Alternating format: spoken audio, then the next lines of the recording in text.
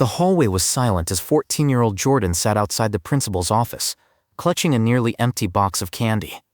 His hands trembled slightly, and his heart pounded like a drum in his chest. He had no idea that the next few minutes would change everything. Jordan wasn't like most kids at school. He didn't run in crowds or shout in the hallways. Instead, he kept to himself, a quiet, determined boy who carried a weight far heavier than anyone else could see. He was smart, polite, and careful to stay out of trouble. But today, trouble had found him. Earlier that morning, Jordan had been caught selling candy in the school cafeteria. It was against the rules, strictly forbidden. The school had made it clear, no selling, no exceptions. The principal's office had called him down, and now he sat waiting, knowing what was coming. His mind raced as he thought about why he did it. It wasn't for fun, or to make easy money. No. Jordan's reasons ran much deeper. He was trying to help his family, but nobody at school understood that. As the door creaked open, Jordan stood up, clutching the candy box tightly. He took a deep breath, ready to face the principal, unaware that what he was about to hear would not only change his school life, but everything he believed about fairness and understanding.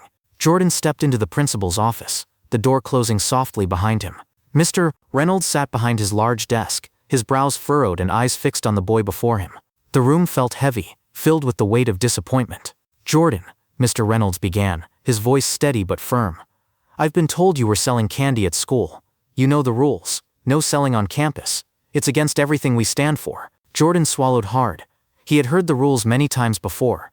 He knew selling candy wasn't allowed, but it wasn't just about breaking the rules for him. It was about survival. I'm sorry, sir," Jordan started, his voice shaking slightly. "I just wanted to help my family. We don't have enough money for food or rent. I bought the candy with my own money and sold it to classmates quietly. I never meant to cause trouble." Mr. Reynolds raised a hand, cutting him off. "That may be, but rules are rules. You can't just decide which ones to follow. What if other students think it's okay to break the rules too?" Jordan looked down at the nearly empty box in his hands. "I didn't want to get caught," he whispered. "I just wanted to help." The principal sighed, a mix of frustration and something softer flickering in his eyes. "I understand wanting to help your family, Jordan, but selling candy at school isn't the way to do it. You put yourself and others in a difficult position." There was silence for a moment. Then Mr. Reynolds leaned forward. "Because of this, I have no choice but to suspend you for 2 days. You'll need to go home and tell your parents." Jordan's heart sank. 2 days out of school meant missing classes, falling behind. But worse was the thought of telling his mother, who was already struggling. "Please understand, Jordan," Mr. Reynolds added quietly. "This is for your own good." He turned and walked out of the office without another word. As he stepped into the quiet hallway, the tears he had been holding back finally welled up. He bit his lip hard, desperate not to let them fall. The suspension wasn't just punishment. It was a door closing on his hope. But Jordan didn't give up, not yet. After leaving the school, Jordan walked the few blocks home with heavy steps. The streets around him were busy with people rushing by, but inside his mind everything felt quiet and empty. The small apartment building where he lived didn't look like much, old bricks, chipped paint, and flickering lights in the hallways. But it was home. Inside the tiny apartment, the air was thick with the smell of medicine and worn-out furniture. Jordan's mother sat in an armchair near the window, wrapped in a blanket. Her face looked tired and pale, her hands resting gently on her lap. She had recently had surgery and was still too weak to work. Her breathing was slow but steady, and every now and then she would wince from pain. Jordan's younger sister, Mia, was sitting quietly on the worn-out couch, drawing pictures with crayons on a scrap of paper. She looked up when Jordan entered, offering a small smile. It was the kind of smile that didn't quite reach her eyes, but it was brave and hopeful all the same. Their apartment was cramped. The kitchen table was cluttered with unpaid bills and empty food containers. The refrigerator hummed softly, mostly empty except for a few leftovers and a carton of milk. Jordan's mother had told him they were behind on rent again. The landlord had already warned them twice. Jordan knew what that meant. If they couldn't pay soon, they might lose this home. The thought made his chest tighten. He sat down beside his mom and reached for her hand. "How are you feeling today, Mom?" She smiled weakly. "Better, baby. Just tired. But I'm okay." Jordan nodded but didn't tell her about the suspension or the trouble at school. He didn't want to add more stress. Instead, he pulled the nearly empty candy box from his backpack and placed it quietly on the table. "Where did you get this?" his mother asked, her voice curious but gentle. Jordan hesitated. "I bought it. I sell candy at school." His mother's eyes widened.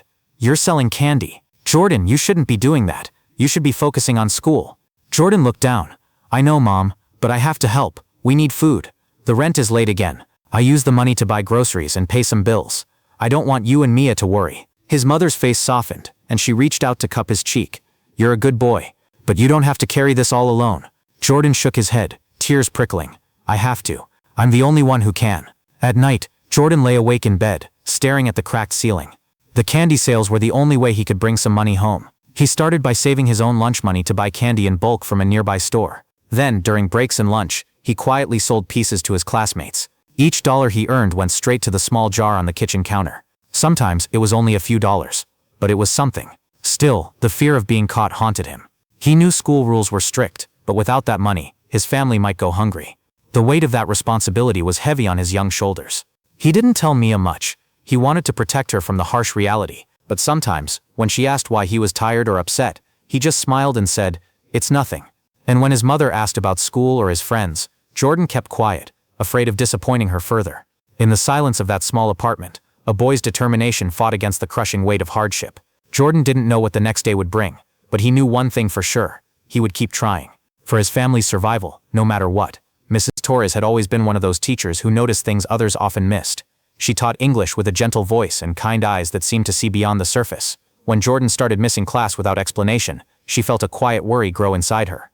It wasn't like Jordan to skip school. He was never one to cause trouble or act out. So one afternoon, Mrs. Torres walked to the school office after class. "Excuse me," she said softly to the secretary. "I haven't seen Jordan around lately. Do you know if he's okay?" The secretary glanced at her computer screen and then said, "Actually, he's been suspended for 2 days. He was caught selling candy on campus. The principal made the decision." Mrs. Torres frowned, her concern deepening. Selling candy was against the rules, yes, but Jordan didn't seem like the type to break them without reason. Something didn't sit right with her. She thanked the secretary and left quietly, her mind racing. She decided she couldn't just wait and watch. After school, she drove over to the neighborhood where Jordan lived, a part of town she didn't often visit. The streets were narrow and crowded, with worn-down buildings and cracked sidewalks. She walked slowly, hoping to find Jordan's home. When she finally reached the small apartment building, she hesitated for a moment before ringing the doorbell. A young girl answered, the same little sister Mrs. Torres had seen in school photos. She looked shy but let Mrs. Torres inside after a brief moment. As Mrs. Torres stepped into the apartment, she felt the weight of silence and struggle. The place was small, and the signs of hardship were clear. She noticed the tired eyes of the mother resting on the couch, and a quiet tension filled the room. Sitting down with Jordan and his family, Mrs. Torres gently asked about school and how things were going. She listened carefully as Jordan told her about the candy sales, not as a way to make money for himself, but to help his family survive. Hearing the story firsthand, Mrs. Torres felt a mix of sadness and determination. She knew she had to do something. Jordan wasn't just breaking rules, he was fighting to keep his family afloat. That day, Mrs. Torres left the apartment with a promise to herself. She would make sure the school understood Jordan's true story. And maybe, just maybe, things could change. The apartment was small, dimly lit, and quiet. When Mrs. Torres stepped inside, the worn-out carpet and flickering kitchen light told a story of their own. Jordan's little sister Mia offered her a shy smile as she led her to the couch. Jordan appeared moments later, surprised to see his teacher standing in their living room. He looked nervous, shifting from one foot to the other. I didn't expect you to come," he said, eyes low. "I was worried," Mrs. Torres replied gently. "You've always been one of my most thoughtful students. When I heard about the suspension, I knew something didn't add up." Jordan glanced toward his mother, who was resting on the couch nearby, wrapped in a blanket. She looked up and nodded weakly at Mrs. Torres, her face pale and tired. Mrs. Torres motioned for Jordan to sit. "Can you tell me what really happened?" Jordan hesitated. Then, with a deep breath, he opened up. He told her how he had started saving the little bit of lunch money he got each week, how he went to a corner store that sold candy in bulk, big bags of chocolate and sour treats. He would separate them into smaller packs and bring them to school. "I sold them during lunch, and sometimes between classes. $1 here, 50 cents there," Jordan explained. "I kept everything quiet. I never meant to break the rules." He looked down, his voice quieter now. "It wasn't for fun. Every dollar I made went into a jar at home. We used it to buy groceries, pay the electric bill, anything we needed." Mrs. Torres listened in silence, her heart tightening with every word. Jordan wasn't some troublemaker trying to make a quick buck. He was a child doing what he could to keep his family from falling apart. "No one knew," Jordan continued. "I didn't want anyone feeling sorry for me. I just wanted to help." Mrs. Torres blinked back tears. In all her years of teaching, she'd never heard anything like it. This boy, barely a teenager, was carrying the weight of an adult, all because he loved his family. She reached out and placed a gentle hand on his. "Jordan, thank you for telling me the truth. You didn't deserve a suspension. You deserved someone to listen." He nodded slowly, unsure what to say. "I'm going to talk to Mr. Reynolds," she added firmly. "This isn't over. You won't have to carry this alone anymore." And for the first time in days, Jordan let out a breath he hadn't realized he was holding.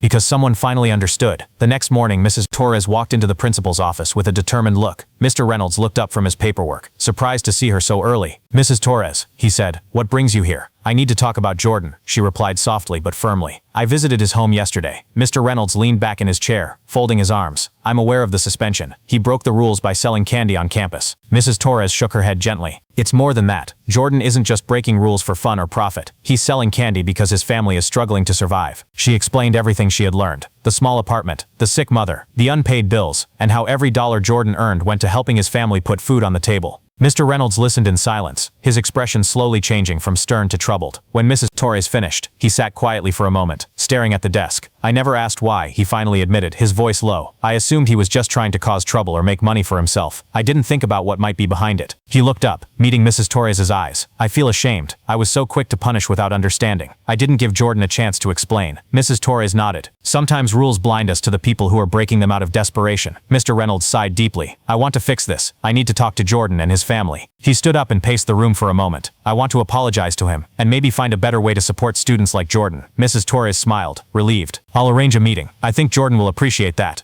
As Mrs. Torres left the office, Mr. Reynolds sat back down, thinking about how easy it was to judge someone without knowing their story. He realized that leadership wasn't just about enforcing rules. It was about understanding the people those rules affected. From that moment on, he promised himself he would listen first and judge later, because sometimes the truth lies far deeper than a broken rule. Late that afternoon, Mr. Reynolds arrived at Jordan's apartment, accompanied by Mrs. Torres. The small building seemed even quieter than before, the setting sun casting long shadows through the narrow streets. Jordan's mother opened the door, surprised to see the principal standing there. Her tired eyes widened, unsure what to expect. Jordan appeared behind her, nervous but curious. Mr. Reynolds cleared his throat, his usual stern expression softened by genuine humility. Mrs. Williams, Jordan, he began, I'm here to apologize. I was wrong to suspend Jordan without understanding why he was selling candy. He looked directly at Jordan. Jordan, I'm sorry for the trouble I caused. You were trying to help your family, and I didn't see that at first. Your suspension is lifted, and your record cleared. Jordan blinked, unsure if he had heard correctly. Relief washed over his face like a cool breeze. Mr. Reynolds continued, I want to offer you a part-time job here at the school library. It's a way for you to earn money honestly, without breaking any rules. Would you be interested? Jordan nodded eagerly, the weight on his shoulders feeling lighter for the first time in weeks. Mrs. Williams smiled weakly but warmly. Thank you, Mr. Reynolds. This means more than you know. Before leaving, Mr. Reynolds shared something new with them. Jordan's story opened my eyes. I'm starting a school program to support families who are struggling like yours. We want to make sure no child has to face what Jordan has gone through alone. Mrs. Torres smiled proudly. It's a chance to build a stronger community, one that cares for every student. As Mr. Reynolds and Mrs. Torres walked away, Jordan stood in the doorway with his mother and sister. For the first time in a long while, hope filled the small apartment. Jordan's courage had sparked change, not just for his family, but for the whole school. And that made all the difference. Word about Jordan's story spread quickly through the school halls. What began as a quiet rumor soon became a powerful message heard by students, teachers, and parents alike. The principal's decision to lift the suspension and start a support program made headlines in the local community. People were moved by the courage of one boy who had carried so much on his young shoulders. Donations started pouring in. Local businesses, neighbors, and even strangers reached out with food, clothes, and money to help Jordan's family.